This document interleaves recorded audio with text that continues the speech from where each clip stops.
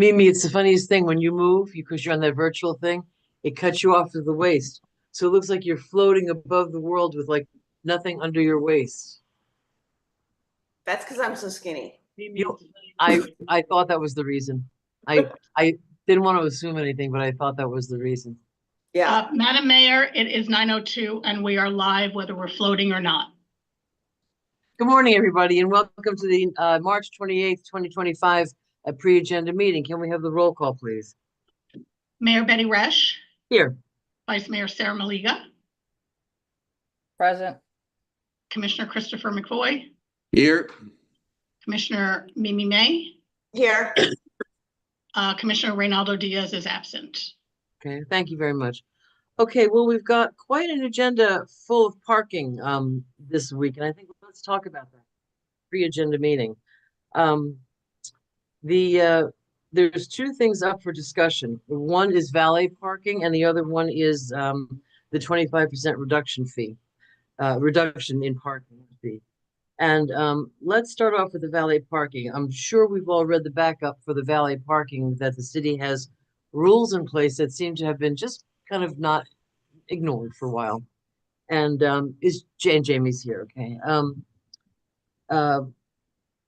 So my question, I had a couple questions as I went through it, because one of the things it specifically said was that it had to be on a city-owned street. So Jamie, maybe you can, or somebody can answer this. The one, I think the only quote approved unquote valet parking we have is in front of the theater on Lake Avenue. Am I correct in that? That is correct. Okay. And is that an agreement with the state or with us? So that agreement is with the city. So what happens with DOT is we have an agreement with FDOT that we owe them so much based on our sidewalk cafe permits, and this is all part of the sidewalk cafe permit process, the valet. So it's all based on square footage. What does that mean? So that means that we basically owe the state, I believe it was $5 per square foot, and then we charge a certain amount above that. So for every square foot that is leased for a sidewalk cafe permit or for a valet parking space, we would owe that amount to the state, and we would keep the balance of that. Okay, so and for example, set that amount. Okay, so for the valet parking, you're talking. I assume you're talking about square footage on the actual street, on the parking, where the parking is. That is correct, for an actual parallel parking space. Correct. Okay. Because one of the things that the current ordinance, I think we have a good, I think there's a good ordinance. We just need to sort of pay attention to it, because one of the things that's happening and that we're hearing about is that a lot of, where do these, I want to say, where do you put these cars? And mostly it's in residential, streets, and some of the city parking lots. So I'm wondering, like, first, I think we need to address the ones that are not permitted and try to get them permitted. But I think the part of that permit process is the fact that they have to show us where on non-res, where are they going to put the cars, rather than on a residential street. So I don't know that we done that with the valet parking at the theater. Do you know? Well, and that's part of this conversation. Yeah, why you fill us in a little bit? Yeah, so in looking at, there were some examples in there as far as how Delray and some other municipalities do it, but we need to not only start adhering to what we have right now, but we need to modify this, because what you see in some other valet parking, I'm sorry, I'm outside right now. I just jumped off one of the TOT projects, so if it's windy, that's why. Okay. So when you look at some of the other policies that municipalities have, most of them have something in there where they need to submit proof that they have a place where they're going to park these vehicles. So you're making sure they're not going to just push into the neighborhoods, which some people feel is happening now, that they actually have a location, whether they go directly to the church or one of the banks downtown. They have an agreement with someone, so you know where those spaces are going to go, so they're not going to be taking up spots in the neighborhood. We need language along with that, along with some other things as part of this overall policy.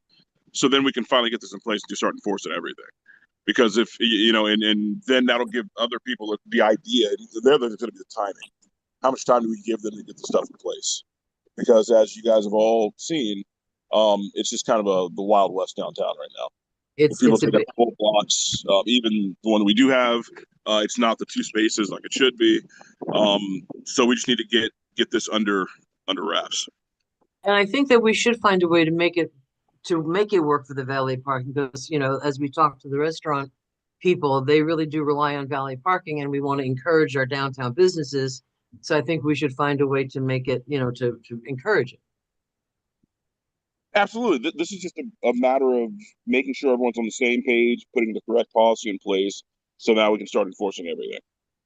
But just to enforce like the 2 spaces, but then kind of not address the other part as far as where are they going to go when they Right. get the vehicles. It's like we need to kind of encompass this whole thing, and it's just never been done before. So it's time to address this.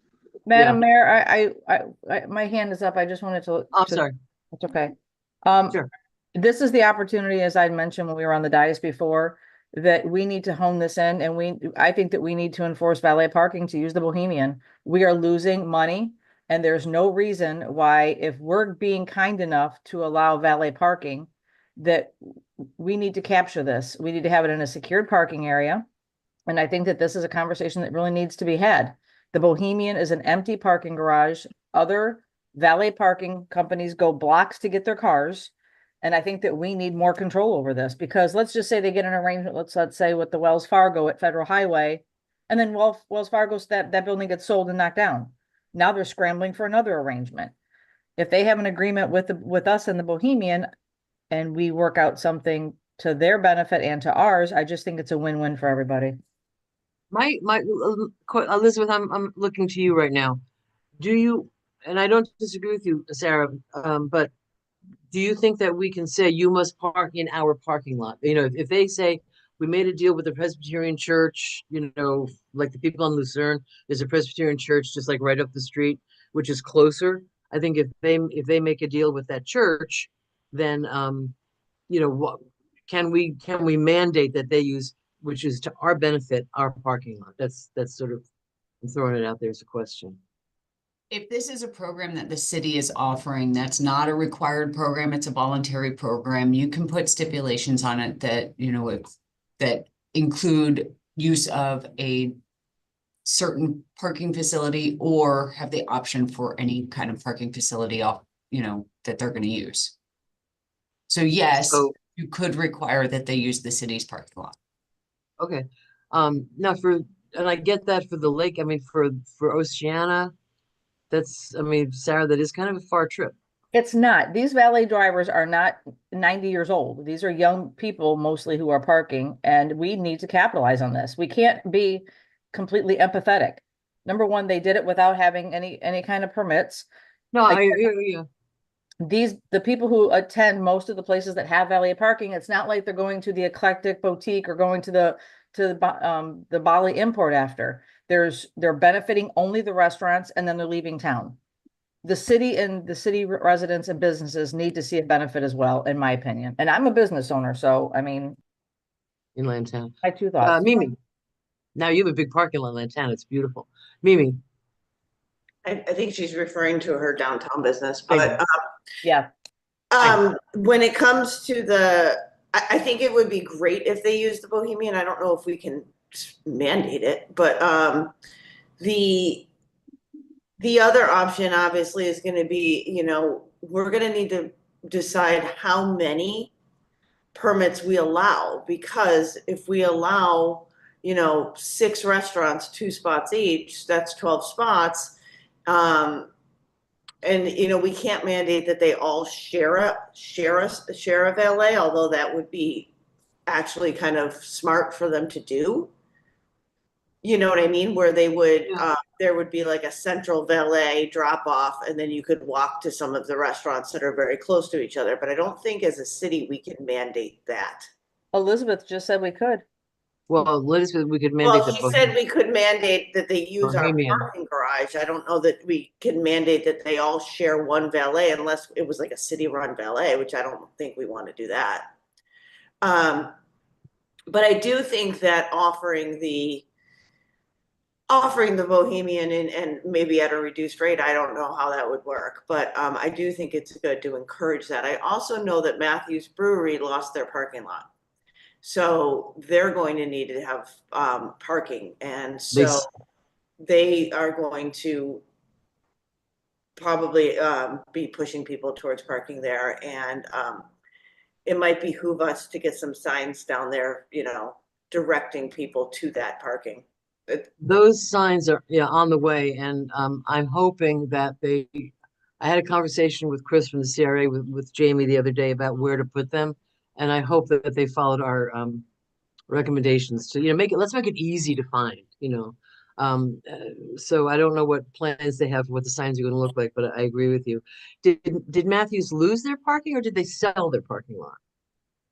I don't know the entire story, and then it's not, you know, it's really city business what they're gonna do with it, but I just know that they're gonna need the Bohemian. That's all I wanna say. Well, no, and actually there's the place that's perfectly situated for the Bohemian parking. Right, and they, you know, I mean, as long as we keep it lit and safe and Right. clean, you know, the getting to and from, that's our responsibility. I agree. But So back to the valet. So we would need to discuss how many valet permits we would give, you know, and what we would want to charge for it. And also, I don't know. I mean, let's hear what Chris has to think about it too, like about mandating the Bohemian. I don't know if that's, I hear what you're saying, Sarah, and it would be ideal. I just don't know that, like, if they want to make a deal with the Lutheran Church, well, I mean, I don't know that we can stop them from doing that. Well, Right, Elizabeth just said that we can dictate where they park the valet parking.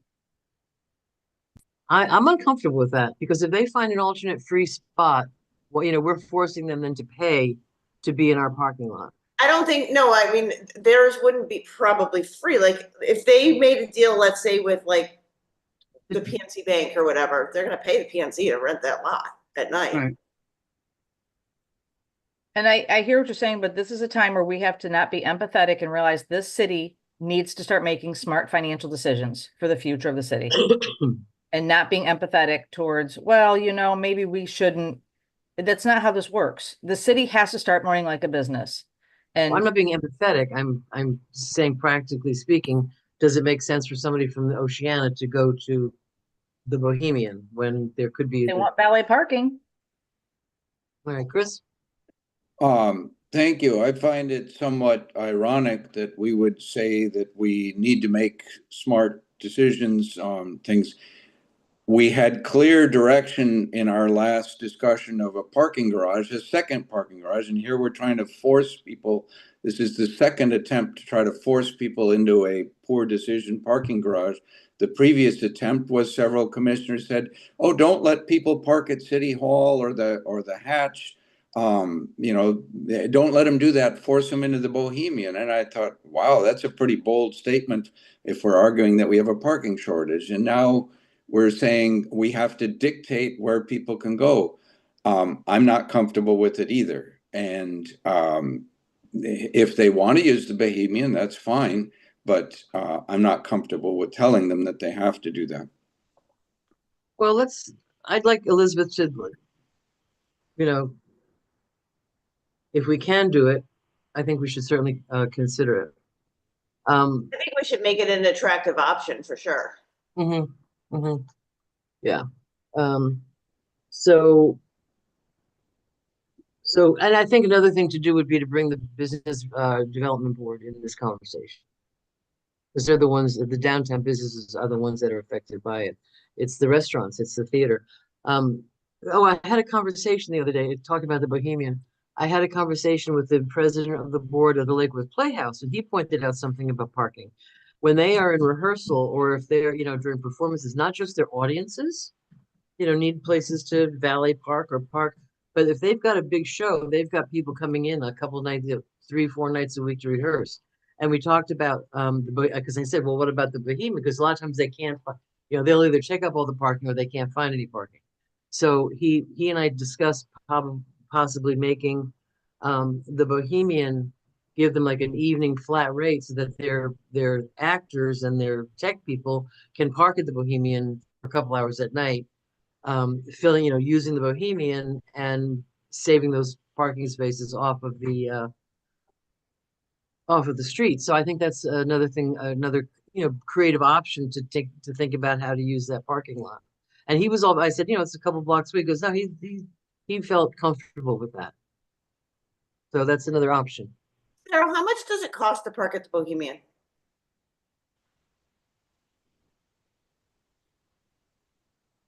Sarah?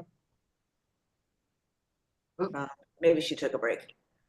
I just don't, we keep saying a discounted rate from what? And we don't know how much it is now. If it's Yeah.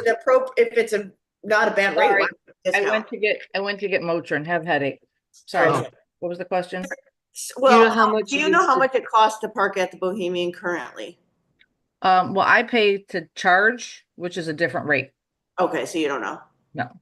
It's, Okay. I'm sure if Tiana's on here, maybe Troy can get us an answer. But yeah, because if you pay the charging thing, you don't pay the hourly. Because you're How paying, much is the charge? How much is That's it? good to know because somebody thought they had to do both, pay to park and at the charge. beach you do, but if you have a decal, you don't. So Right. it's different. Let's see. Yesterday, my activity was an hour and 59 minutes was $1.16. Oh, really? Okay. But that's for charging, not parking. Right. Right. Well, no, the mayor just asked how much was the charge. Oh, Yeah. I'm sorry.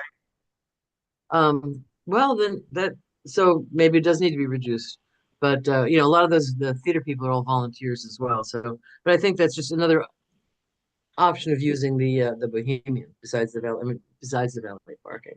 We should So- certainly lobby for some improved way of crossing Dixie. Well, I mentioned, I regularly, especially if you're crossing on the north side of Lake, the people turning left to go north totally ignore people trying to go across, as in attempt to run them over. wait a minute. If you're crossing on the north side of Lake, You could Coming cross on the south coming side. from the west to the east, you mean? East to the west. Well, either way, both ways. Well, if Um, it's Lake Avenue and they're going west, nobody's going left out of Lake Avenue. No, nobody's going west on Lake Avenue. That'd be a bad idea. They're going east. Although they but- do it. Whether you cross on the north or the south side, crossing Dixie, you have people either turning north on the north side or people turning south on the south side, and they don't pay attention to there's clearly is a crosswalk and you clearly have the right of way. However, unless you like getting run over, you got to be pretty bold with the cars that are ignoring it. Yeah, but I you don't have the mentioned- right of way when there's an arrow. Yeah. You do have the right, the pedestrian has the right of way. If the pedestrian light is on for a white or whatever it is, white or the number ticking down, you have the right, the pedestrian has the right of way. Pedestrian always has the right of way, but, No, I get that, but if there's a turn arrow, you wouldn't that be the only time Yeah, they would? be turning? no, with the turn arrow, the pedestrian still has the right of way. That's why it turns on the pedestrian light to cross. Well, But I people don't mentioned- pay attention to it. I mentioned the other day about on the dais about on the subject about, and I use the word zhuzhing, I try to visually make it easier for pedestrians. There's Dixie Highway, we can't change that, but in terms of the perception of, whether it's signage or landscaping or different lights, I think if we figured out a creative way to make that intersection look a little more, if you can say it, pedestrian friendly, and pay more attention to the pedestrians, that might be something to think about. Troy, I see your hands up. Yes, Mayor, I spoke with the parking office. It's $2.50 per hour to park in the Bohemian. At the Bohemian? Yes, ma'am. So it's Yes. $2.50 an hour, so it's cheaper if you, that's weird. I'm not sure. I had residents report to me that charging at the Bohemian, they had to pay both the charge and the parking. Now, that was maybe a month ago. I think I mentioned it to Jamie. I don't know whether that's changed at all. But as recently as about a month ago, people were paying both. Well, that's weird because Sarah's alleging she's Yeah, not. I don't know. Maybe it's changed. I'm not sure, but it was pointed out that's a little rough to, charge for the charging and for the park. I mean, I don't know, it's a policy decision. When You is the are next parking. business, when is the next business development board meeting? Do you know, anybody? It's every other month, so it would be, Yeah, it's gonna April. be in April, it's always the third Thursday of the month, so April 17th. So there I don't wasn't wanna, one, I don't wanna wait that long, though. I think we need to get something No, going. no, but I want to, I think they should have some input. Maybe we can reach out to them individually as well. Like, Yeah, I talk to actually some- brought it up at last month's meeting, the BAB meeting, and there wasn't much, we didn't get much out of that conversation. But we did bring it up at the last BAB meeting, though. Because it is really the restaurants that are affected by this. So, okay, so what's our next step with this, with this item that we are going to do up? Where do you want to go with this? well, I guess we're going to discuss it at the commission meeting, Right. correct? But we're discussing it now. I mean, does anybody have any ideas about what our next step should be? maybe think we we need could ask to the make some business decisions. advisory board to put a call out to the businesses that are affected and have them show up on Tuesday. Great idea. Get some input You from know, them. I mean, I think the people who are breaking the rules right now, those business owners, if they don't take time out to come to the meeting and express their concern, then to me, that means that you really don't care either way. Unfortunately, if this is an opportunity for us to say, come, tell us, share your thoughts. We don't want to make this decision without hearing from you, but we're Right. not going to kick the can down the road. So I- who's, That's a nice statement, but isn't it true that most restaurants do their main business in the evening, especially these ones? Yeah, but the yeah, but the business owners don't have to be there. I there. mean, the owners are not serving. It's the owners that we want to But talk they to, could put in a public comment. right? Right. Because definitely need for, I mean, there's definitely need for valet parking. It's gotten exponentially more important lately, I which is a mean, good the- thing. the It means Delray that our one- restaurants are full. I mean, it's The not a bad. Delray one is, it's not bad. It's a good agreement. Okay. And Rustico's not even open on Tuesday, so he should be able to be there. Okay. So is someone gonna reach out to the restaurants, or reach out? Maybe staff can, or the business advisory board. I can That's, reach out to Aaron Allen, the chair of the Business Advisory Board. Okay. All right, thank you. So the next one that we have, that's gonna be a lot of chatting, will be, the 25%, another discussion, the 25%, parking. And I looked at it, and just a couple of things that I noticed as I looked through it. When we say there's, as long as the place gives one parking space for each resident, they can adopt the 20, they can pay for the rest of the parking. But you know what it doesn't talk about? It doesn't talk about areas for handicap parking. It doesn't talk about areas for guest parking. It doesn't talk about areas for deliveries. So I think when as we're looking at this, I think we need to take those things into consideration, because we have, and downtown, Sarah, you and I have talked about this on the dais. I mean, there's no handicap parking downtown. There's in the So lots, frustrating. there's 2 or 3, but in all of downtown parking, I think that makes 5 handicap parking spaces downtown.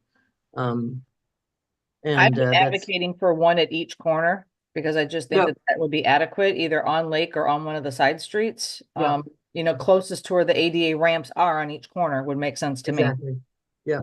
So, but as far as the, we have, we're told by William that with regards to like the mid, that it's they're charging people for the second spot so that people aren't buying it. I don't know, how, I mean, I don't know how that works in terms of what jurisdiction we have over how they do parking, but I have had a problem with the reduction, because I do feel, it's a nice thing to think that a couple's only gonna have one car, but there are gonna have more cars. Chris, your hands up. Yeah, I did talk with William recently about it, and he said that this 25% reduction in the minimum requirement that developers are required to do, if you can argue that you have mixed use. So the example with the Bohemian is you have 200 odd apartment spaces, and they said, well, we'll put in one coffee shop. And all of a sudden we said, okay, you only need to provide 75% of what you thought you did before. Which, it boggles the mind to me. It's the fact that there's a coffee shop there, which didn't happen, but let's say there was, suddenly magically makes the actual load of cars that those 200 apartments be 25% less. It makes no logical sense. And what William said is, well, that this proposal was put in place at a time where there was thought that we would have a parking policy for the whole city. Well, we don't. Mhm. And it clearly, the logic is not strong. It allows the developer to build more and dump more cars into our community. And it's not realistic. As the mayor just pointed out, one car per apartment in this South Florida world is pretty unrealistic of what actually happens. Almost everybody is not living by themselves. There's usually two people. They both are working if they're in this kind of situation, and they're both not working in the same place. So right away, you're pretty much at two vehicles. A few people will do an electric bike and a car or something else, but not very many. So the gap between the reality of what these projects are dumping on our streets in terms of cars and our policy is a pretty big gap. And I definitely think it needs revisiting. Well, I'm glad you say that because you've been sort of a proponent of less cars. So I'm I think definitely a proponent of less cars, but I'm also a reality. proponent of empirical and realism. What is actually happening? We've done the experiment with Right. the Mid, we've done the experiment with the Bohemian, Right. and we're about to do another big one right in our downtown where we say we have a parking shortage. To me, it makes no sense to not learn from our previous experiments. Well, I don't know if we'd have to talk to William and just in terms of where the WMOTA is, but if we've signed an agreement based on that, I think we're going to have to live with it. But I think in the future that we need to talk about that. So, and another thing with those, well, that's like I said, in terms of the parking, there's no handicap, there's no visitor, there's no delivery.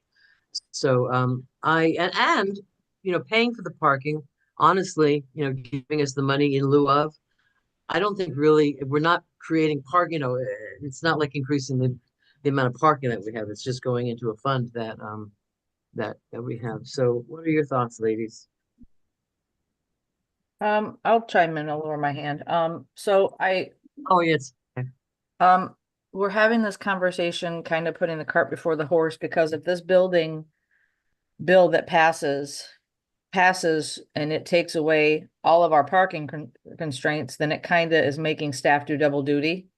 So while I think this is an important conversation, the building bill that we just heard that said that you can no longer have parking requirements at all for any Well, let's see how that goes and how it's amended when it's finally passed. Well, that's what I said, but I would rather not have staff start correcting language that we may not be able to start affecting. And we only have less than 2 months until session's over. While I understand and I agree, I don't see how that makes any sense. If you put in a business, all of a sudden you need less parking.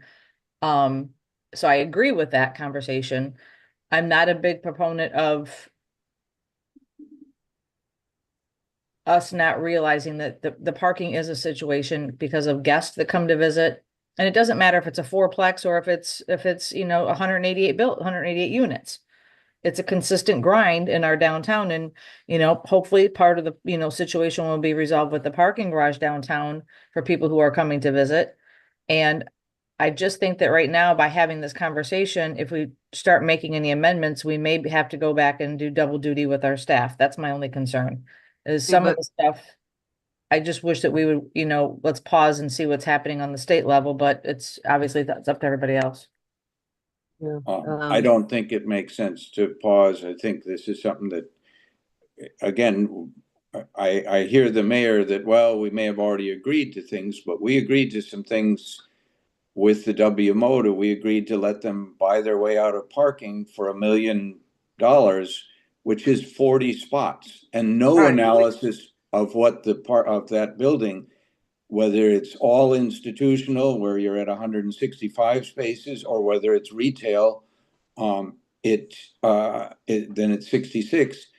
Either way, it's nothing like the 40. So we signed away something that was not realistic.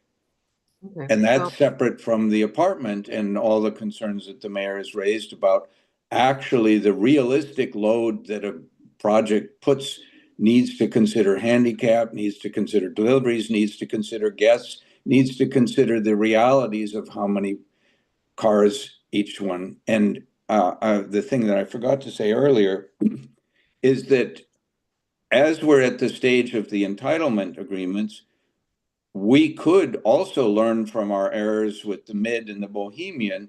And instead of saying after the fact that, well, it's a management problem of the apartment complex, make something be written into the leases that we insist that be written, Right. same way that we insist on Ring doorbells or whatever, insist that Right. something be written into the lease as Yep. to what, they can do. right. I don't disagree. Now, in terms of holding off, here's my thought too, because if we are able to, and I don't know what the time frame would be for the staff, but if we were able to do it, whether the state can do it retroactively or not, if we have something in place, I don't know that the state, who knows what the state's going to do. They're so up. I mean, we just spent a day up there listening to this is going to happen, this isn't going to happen, who knows? So I would like to be a little more proactive about it and see. I mean, it may not go into effect until October. I mean, some laws don't go into effect until October. So, And I agree that having something in place before the state one, it may not fix our problems, but it certainly gives more likelihood that having well, it in place. they could certainly nullify it and say, this is retroactive. They But could. I would like to see that. But the state one, I believe, is just for live local projects. Yeah, So I don't think, not all of our projects are live local Or live local. projects. So it Correct. would behoove us to have a policy in place because there's other projects besides the ones that this bill is discussing. right. So, Now, and it's also, there's a big difference between 0% and 25%. Mhm. So there's some wiggle room You're in there. such a math person. So I don't disagree with Chris. I mean, I've been saying the whole thing doesn't make any sense for a long time, however, we do have to realize that whatever we're discussing now is not for projects that are on the books right now, because you can't Right. go back and change agreements you've already made. So this would be for going forward and be forward thinking, which I think is what we want to be as a commission, for a forward thinking commission. So we need to figure out, what would be best. And I think, hold on, I think it's about also important that we hear from, our fourth commissioner and see, what does he think? And before we, make any decisions, but the motion on the staff report just says, move to recommend or not recommend for staff to bring back parking regulatory amendments. So, we're not making any final decisions this week anyway. We're just kind And of that's pretty, discussing. yeah. And that's a pretty vague thing, to come Sure. back with park, But when we need to drive the bus on this one. I agree. But I do think that we have to be practical in the fact that if you're living in an apartment and you have a job, which most people that live in apartments do, and you have a roommate or a spouse or a partner or whatever, you do have two people getting in their cars and leaving, because our downtown isn't like West Palm. You wouldn't just walk to your office. You're going to go somewhere to go to work. Okay, so we will hear more on Tuesday when Anthony's with us. We'll hear his input, and I think he's listening. So Anthony, start thinking about this. I'm sure you have. So, but I think in general, it sounds like we all are in agreement that it's a good idea to revisit this and maybe get rid of that, the 25%, maybe go lower or not at all. Chris, your hand is up. I do have a couple items if this is an appropriate time to raise them. Okay, wait, hold on one second. Okay, okay, sure, let's, you know, the other people might have things as well, so let's keep it succinct. Well, we're gaining a new member of the commission, and that seems like a good time to add a little clarity to our procedures. So I was going to ask for consensus from my colleagues to ask the attorney's office to prepare for us maybe a 1-2 page sheet of what our procedures are at commission meetings, and I'll try to go through this real quickly and can send it written at some point if needed. What is the procedure if one of the elected officials wants to amend the agenda? Do you make a motion? Do you get a second? Are you allowed to have any debate on the motion? So to clarify your reasons for it. In general, if a commissioner has made a motion, are they the first to have the floor to debate on it? That's Robert's rules, yeah. These are all things that you know, I've cleaned my desk recently and found all sorts of things that the rules for the commission comes up as a topic a lot. So I think we need a little better clarity on it. When the commissioner has the floor, can they be interrupted by anybody else? Can another commissioner call a vote when a commissioner has the floor? Clarity on those things, I think, would help us run the meetings more smoothly. Well, I'm glad you brought that up because one of the things that I'm doing this weekend a lot, because I also think that I think we need to clean it up a little bit. I'm reviewing the Robert's rules. And I think, you know, we say we go by Robert's rules, but we've been sort of lax with that. So I think it would be better if we follow Robert's rules a little more carefully than we have been, which is much more restrictive than we've been. But I think that if we're going to follow the rules, you know, I've been sort of criticized for allowing things to get a little out of hand at times. But so I agree with you about that, and I think the Roberts. Let's go with Robert's rules. We have them. Well, So we let's all- also have our own rules in place, so we need some clarity as what applies, and that's where I think a 1-2 page thing that covers sort of the main topics, and that's why I'm raising these. These are things that come up a lot. So I wasn't quite done. Presentations, are we allowed to ask questions during the presentations?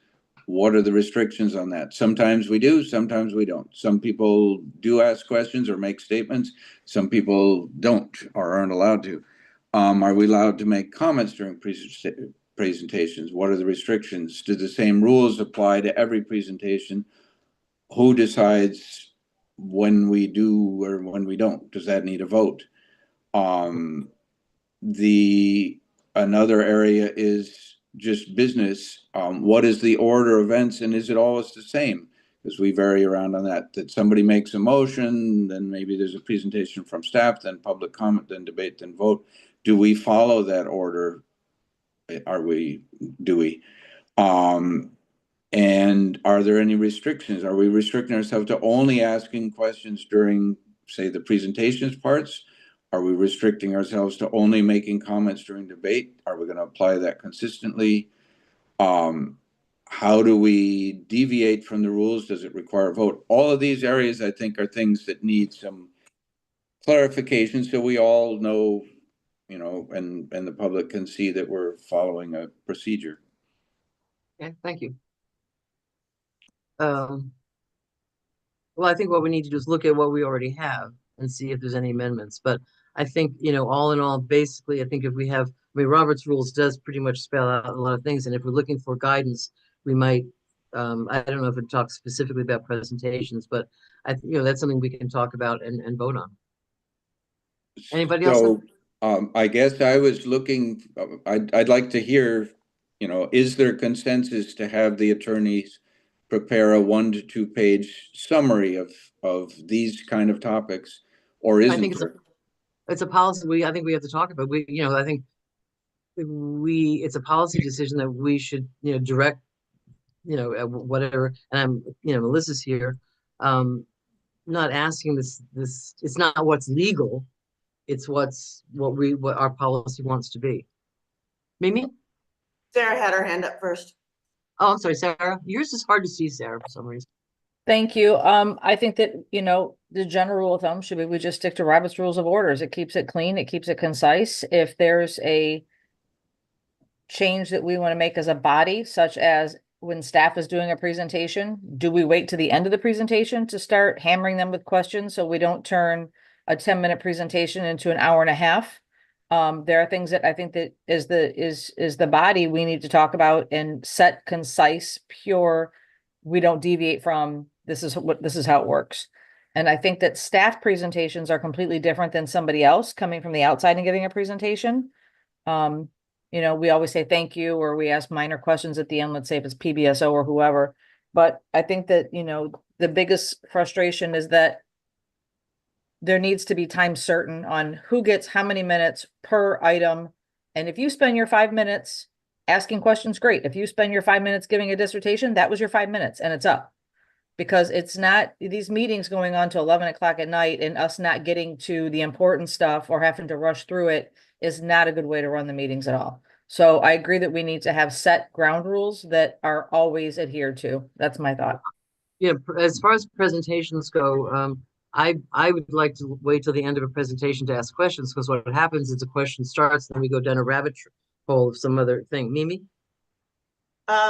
I think if you go back and look at our procedures that we already have, some of this will be answered. I also need to point out that the mayor is the chair of the meeting and she's running the meeting, so she gets to, I agree that we need to have expectations, and I think they need to be set, whether they're set by policy or they're set by the mayor. Either way is fine.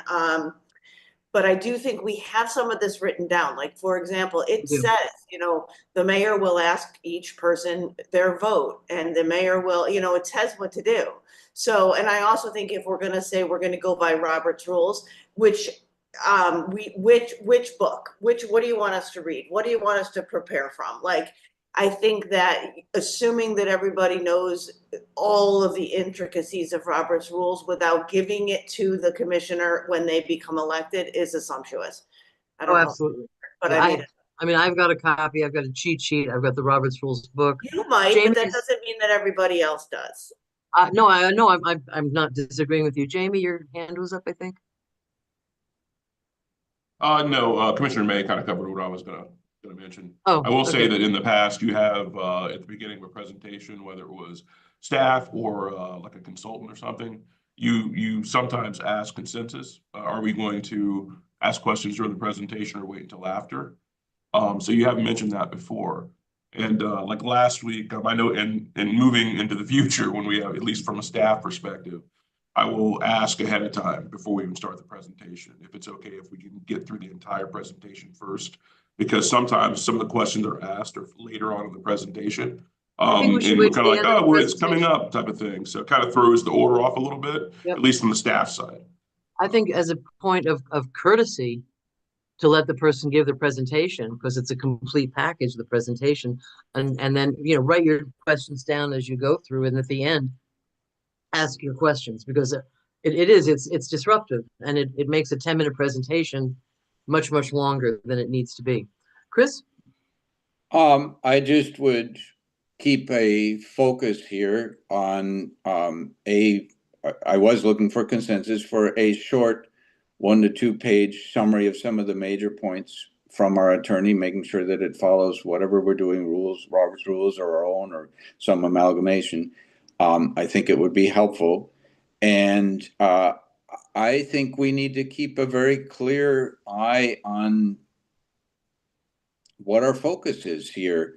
Our focus is to build confidence in government, to build confidence in the democratic process, that if constituents elect representatives, that's how constituents have a way of making sure that decisions are as likely as possible to be as good as possible. In other words, good governance. And good governance means making sure that everybody understands clearly aspects of things, and that might mean questions during a presentation. These are all professionals. These are people who can give a presentation, handle a question, carry on. I find comments like rabbit holes and hammering questions to be in the opposite of good governance. Good governance means be as transparent, be as clear as possible. And there is no rule that says the mayor gets to limit comments to a certain amount of time. That's been evolved out of, well, we have a 30-minute limit, which we are allowed to vote to extend. We don't have to go to workshop. So the 5-minute limit is an arbitrary thing. And, you know, for many topics, that's fine. For some topics that have big influence on the city, it might not be fine. And again, keep the good governance goals in mind. Clear information is clearly a part of that. Well, we all have the opportunity prior to, you know, not even just the agenda meetings, but prior to it on our one-on-ones and questions to staff. I mean, a lot of questions are asked that certainly have been answered or could have been answered prior to the meeting. We are in terms of public meetings, you know, people watch our public meetings and they're just agog at how much talking there is sometimes. So, and I really have to say, Chris, please don't interrupt me. I really have to say, you know, you keep talking, you keep presenting yourself as the only purveyor of good governance, and I really find that a little offensive. So I think we're all here to be good governors, and you can cast aspersions as you may, but I think that that's not helpful. So showing is better than telling. Thank you. So I don't know that you have consensus for, I mean, I don't think it's appropriate right now for the I think we need to review what we've got and then come to a decision, and you know, let Roberts be our guide, but see what we've got and see if we want to amend it. I think that's the better way to go. Okay, thank you. No consensus. I'm clear. Not for that, but not to not review it, but not for that particular item of the attorney. I think that's a policy decision. So, does staff have anything that you want to talk about before we wrap up? We're getting there. Mimi? No, Sarah. I have a quick question. Is Elizabeth still on? Yep. Okay. I had brought forward last month the conversation to put a moratorium on vape shops, marijuana shops, and possibly kava bars. And I got an email back from her. I responded, and I haven't received any more clarity. And now there's another place on Dixie Highway that's selling marijuana medical cards. And I just feel like, you know, the answer that I got that some of these kava and vape shops are opening under the disguise of a cafe, that's not what they are. And Elizabeth, if you could explain a little more in detail what your email said. I took it to mean as if, well, there's no state law, so we really as a city can't create any law, and I can't accept that. This is our city, and I believe that we should be able to, I mean, if that's the case, why don't we have strip clubs at every corner? I feel like the answer that I got, I wasn't happy with, and I would like some more clarification on it, please. Sure, and I am working on a follow-up response to you, and apologize I haven't gotten it to you yet.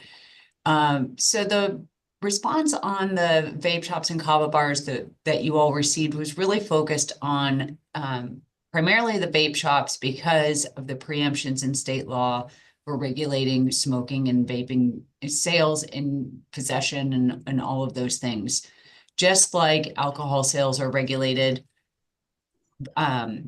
smoking sales of nicotine products, including vape, are all regulated, except they're regulated to a broader extent than alcohol is. The medical marijuana is also preempted regulation for the sales, but they have for that carved out an opportunity for local governments, just like alcohol has a carve out for local governments to make some regulations. When it comes to the sale of nicotine products, there is no carve out for local governments to make more specific regulations for their jurisdictions. So there's more limitations on us for those types of products in regulation. So could we put a moratorium and say we don't want any more than what we have? No, you can't regulate it at all. That's insane. Like so many other things. Right. I Right, mean, it does get to the broader issue of, which I think all of us are aware, I don't know that the public is as aware, but that the state legislature preempts many things that you would think would be under local control, but they have written legislation that takes that local control away. It's very frustrating. I've had people, very irate about the vape shops and the various ones. And that was kind of my understanding from the attorney, that unfortunately we don't get to regulate them. Okay, we I can't would- regulate them, but we can regulate the fact that the new one on Lake Avenue has blinking neon LED lights with no permit, and they're still up. I mean, yes. we can regulate how they advertise and what they do, can we not? You can regulate the signage, and Mhm. you do have sign codes that do apply, so they need a permit for their signage. It has to be compliant with your sign regulations. Is Our there sign anything else that we can regulate?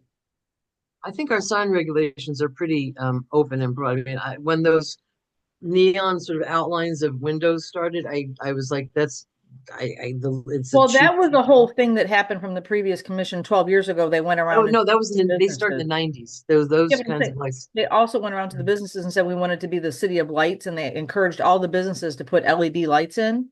So that was a huge push from the previous commission, and the previous business chamber, whatever it was. But the signage that is in this new one on Lake Avenue, code said they don't have permits for any of that, but yet the signs are still up.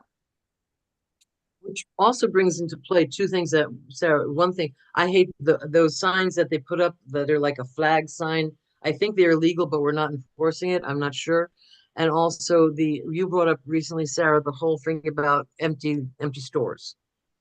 How they look. And I think that is something that, and I have mentioned many times, because you can only have 25% of your window covered with signage, and it's the easiest thing to enforce. You drive by, you look at it, you go, wait, that's more. And we've never really enforced that. Well, I do And know that code went around last year and they enforced and wrote violations to everybody who was on the main thoroughfare for not having window clings and not having, the brown paper up. And I don't know where code, it's hard that code is trying to enforce stuff, and we have a special magistrate that's negating half of the stuff they're writing code violations for, which is frustrating. But we do know that we have one or two bad players in this town who have the majority of empty storefronts, and they don't care. Mhm. And Well, it's the blight has got to get cleaned up. it looks, yeah, it looks so, but is covering a building with brown paper We could do better, I think. attractive? Madam- The window clings are amazing, and there's like 6 different choices. Okay. Oh, okay. So it's like it's visual. It's got patterns Right. on it. Yeah, the Right. CRA has all the designs, and you can also you could even do a pop-up, like if you wanted to let an artist put an artist display in the window.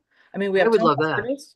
You Yeah. could I have know. a pop-up business, a startup business who wants to, say, even Benny's at the beach could put an ad on one of those windows, Benny's this way, I mean, there's a million things that they could do to You clean up can't the do that. downtown. I think we have an ordinance that says you can't do that, but off-site Advertising. go Oh, finding.